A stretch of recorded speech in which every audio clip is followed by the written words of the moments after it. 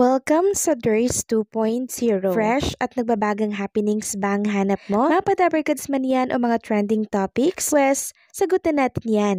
Kaya naman isubscribe nyo na ang ating channel para sa mga nagbabagang balita everyday. So, ayun, welcome back again sa ating YouTube channel mga kadabarkads. And for today's video nga, ang pag-uusapan natin ay tungkol sa mga ganap sa loob at sa labas ng Itbulaga. So as usual, ganun pa din. Replay pa din po ang Itbulaga ngayong araw po ng Sabado. So sana maunawaan po ito ng lahat mga kadabarkads kasi 'di ba nire-renovate po yung studio ng Itbulaga. So hindi po muna sila makakapag-live diyan. Kaya po replay yung mga pinalalabas nila sa kanilang programa. And pagbalik nila by January 1st siguro, no? Magla-live po sila kasi tradisyon na po yun ng Dabarkads na mag-live sila sa unang araw po ng taon. Eksakto yun, Miyerkules yun. Talagang ipagla-live po nila yun. And doon natin makikita yung bagong setup, mas pinalawak, mas pinalaki na studio po ng Itbulaga. So yan po yung abangan natin. Okay? Kaya konting tiis, konting patient lamang po kung replay ang mga napapanood natin sa ating programa na paborito. Samantalang, all-out support naman po itong si Shara Soto para po kay Bossing Vic Soto. So talagang pinakita niya na best actor po talaga itong si Bossing Vic Soto. So kahit hindi po siya naparangalan, dyan po sa gabi ng parangal para po sa Metro Manila Film Festival, this 2024 na best actor or kung ano man parangal yan para po kay Bossing Vic Soto, bumawi naman po sa kanilang movie na humakot ng 5 award lang naman. And nakaka-proud po yun. And para po sa marami, best actor po si Bossing Vic Soto. So yung award na yan, award lang yan. Pero para sa ating mga Dabarkads, para po sa mga nagmamahal kay Bossing Vic Soto at sa mga totoong naka-appreciate ng movie, best actor si Bossing Vic Soto.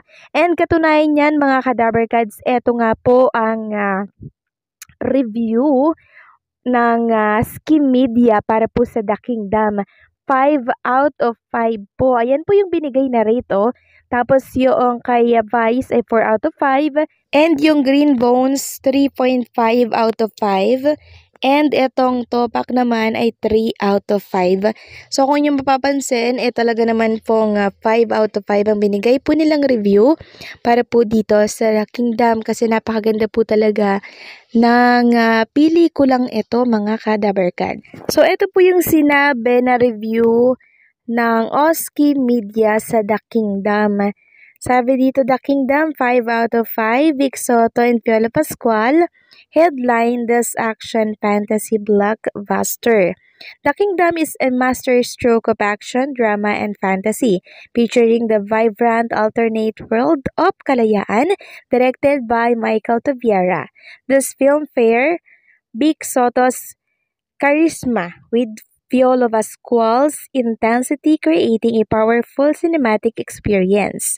The seamless integration of visual effects, world building, and engaging storytelling solidifies this movie as the festival crown jewel. So ayan grabe ang gaganda po ng review ng The Kingdom. Kaya naman humakot sila ng 5 award para po sa gabi ng parangal.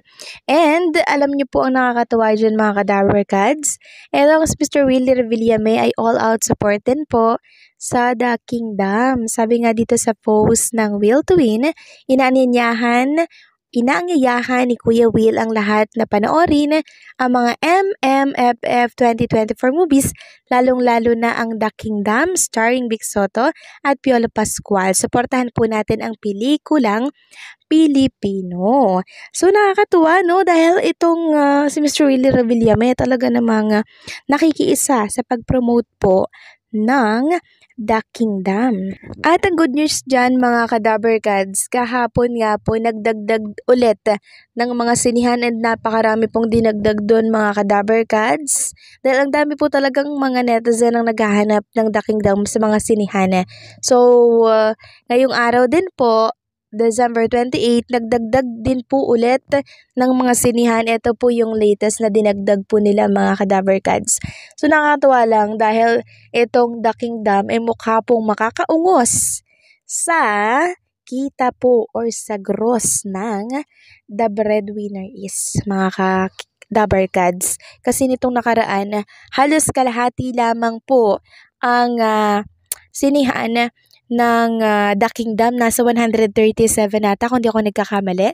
Samantalang itong The Breadwinner Is nasa 200 plus yung kanilang sakop na sinihan. First day yun mga Kadaver Cats ha. Kaya di ako magtataka kung bakit ang laki po ng gross nila first day kasi hindi po patas yung pagbibigay ng sinihan sa mga kalahok sa pelikula. Katulad na lamang po ng komento ng isang netizen na to dito po sa Facebook. Sabi niya, actually, char, kidding aside, kaya naman top gross daw ngayong MMFF ang movie kasi nga compared sa ibang movie entries this year, etong The Breadwinner Is ang mostly palabas sa sinihan.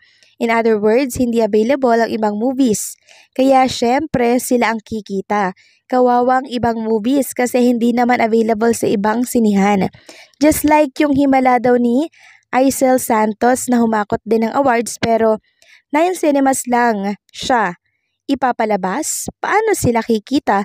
So unfair. Kaya bago ipangalandakan na top gross ang movie, dapat fair lahat. Ipalabas lahat ng pantay-pantay para may pagpilian ang mga moviegoers, hindi yung panonoorin lang nila kasi no choice sila. Dapat panoorin nila kasi gusto nila, interesado o curious sila sa movie.